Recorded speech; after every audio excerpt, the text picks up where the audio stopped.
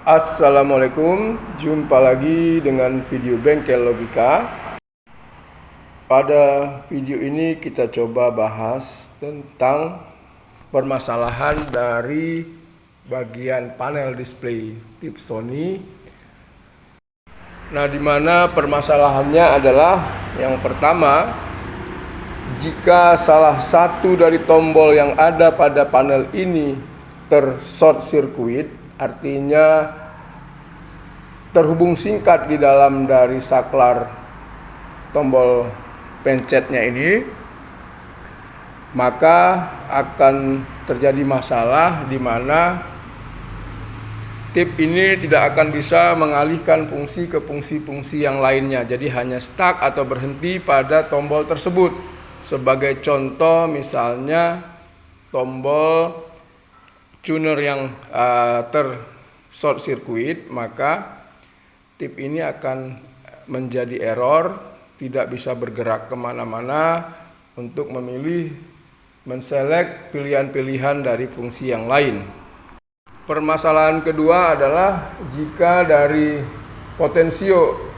volume potensio untuk setting equalizer ataupun setting-setting yang lain pada bagian tengah itu bermasalah, kotor, atau juga terhubung singkat, atau di dalamnya sudah tidak terhubung, maka timbul masalah juga. Masalahnya adalah volume nanti tidak bisa dibesarkan atau tidak bisa dikecilkan, atau sedikit digeser, volume akan bergeser menjadi suara yang sangat besar, atau hanya bertahan pada tombol maksimum, volume maksimum maksudnya, atau volume minimum.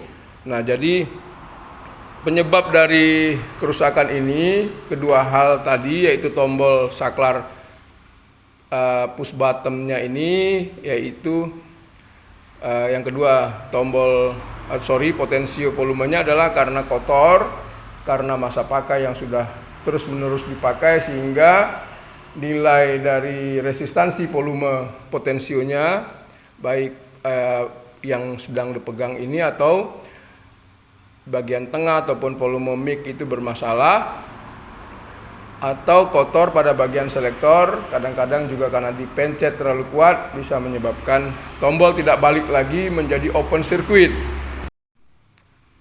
Langkah penanganannya adalah jika tidak terlalu parah kerusakannya, dengan dibantu disemprotkan kontak cleaner dari luar.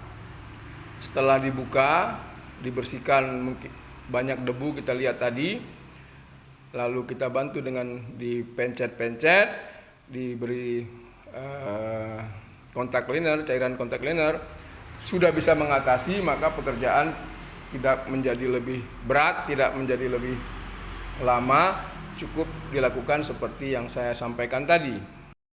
Nah, tetapi jika sudah dibersihkan dari luar tidak menunjukkan hasil, maka kita harus membongkar satu persatu untuk diperiksa tombol-tombol dan volume yang ada pada tip ini. Nah, ini masih dikerjakan untuk dibersihkan dari luar saja, walaupun tidak kena langsung kepada tombolnya, karena itu ada seperti plastik pemijat atau untuk ditekan, karena paling tidak sedikit mengenai dari tombol tersebut. Nah, setelah dicoba begitu tidak menunjukkan hasil, maka ini harus dibongkar seperti ini. Banyak sekali bautnya. Yang pertama mekanik tip itu harus dibongkar. Nah, tetapi ini tergantung dari jenis tip Sony tersebut atau tip-tip yang lain. Perlakuan ini bisa diterapkan untuk merek-merek yang lain jika menggunakan sistem tombol-tombol seperti ini, baik sistem audio, amplifier, ataupun perangkat-perangkat lain yang menggunakan tombol. Jadi intinya jika tombol itu short circuit, maka sama seperti tombol-tombol pada keyboard komputer ataupun keyboard notebook ataupun pada bagian HP, maka perintah dari program yang ada di EEPROM itu tidak bisa dilanjutkan ke program-program yang lainnya. Nah, ini susah sekali membukanya, maka saya coba semprot-semprot dulu, lalu saya tes lagi, ternyata juga tidak bisa menghasilkan hasil yang memuaskan, maka mau nggak mau dicari cara untuk dibuka. Nah, pada saat dibuka ini perhatikan juga bagian-bagian yang terkait dari panel yang akan dibuka. Jangan lupa pada saat sebelum disemprotkan kontak cleaner itu disemprot atau divakum dulu, dibuang debu-debu atau abu-abu yang ada pada perangkat tersebut, karena abu tersebut kalau tersisa di dekat dengan tombol dan potensio, maka abu itu akan mencair atau bergumpal-gumpal, dan itu juga bisa menyebabkan bertambah parahnya dari perangkat kita.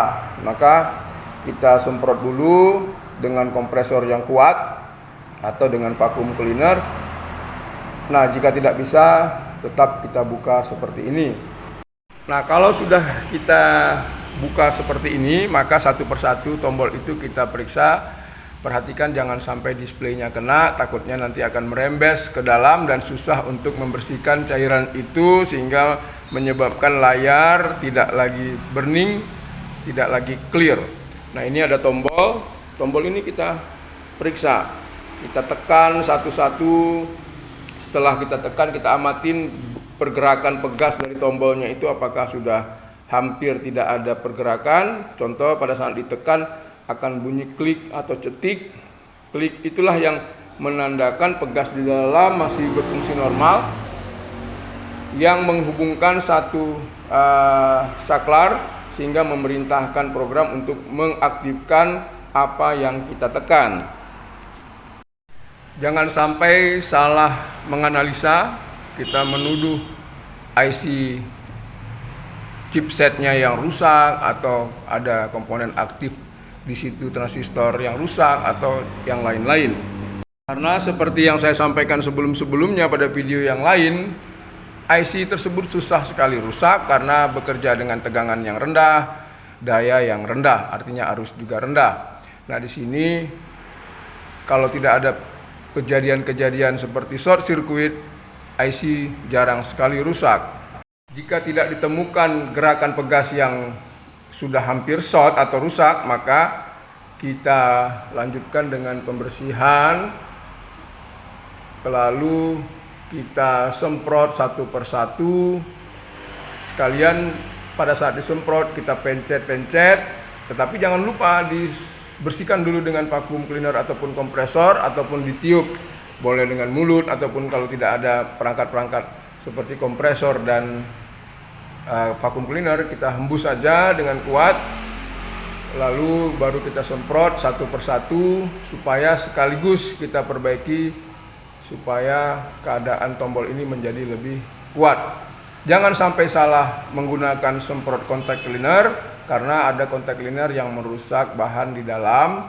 Nah, kita cari kontak cleaner khusus buat elektrik yang anti short dan anti merusak karet-karet. Nah, kalau sudah semua terpasang normal, kita pasang lagi pada perangkat mainboard controllernya.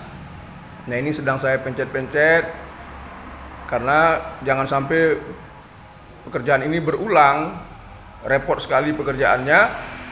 Kita pastikan normal, baru nanti kita pasang. Nah, jadi bisa dihubungkan langsung ke mainboard controller, kemudian kita tes. Nah, ini saya bersihkan konektor-konektornya supaya tidak berulang tadi pekerjaan kita. Nah, kalau sudah kita anggap normal dari hasil pemasangan, maka baru kita pasang lagi dengan panelnya. Setelah selesai kita pasang, kita coba. Nah, volume sudah mulai sensitif, dibesarkan langsung naik, Anda lihat diturunkan juga naik. Nah, kemudian tombol-tombol lain kita periksa untuk menunjukkan fungsi tombol tersebut. Nah, kalau sudah oke semua, berarti pekerjaan kita sudah selesai, tinggal dites dengan suara ataupun dipasang semuanya, lalu kita tes. Dan ini normal, display pun sudah jernih seperti baru. Tombol-tombol yang lain juga sudah berfungsi normal. Tinggal kita pasang casing-casingnya, lalu tip ini sudah bisa dipakai lagi seperti sedia kala. Semoga sedikit informasi ini ada manfaatnya. Assalamualaikum.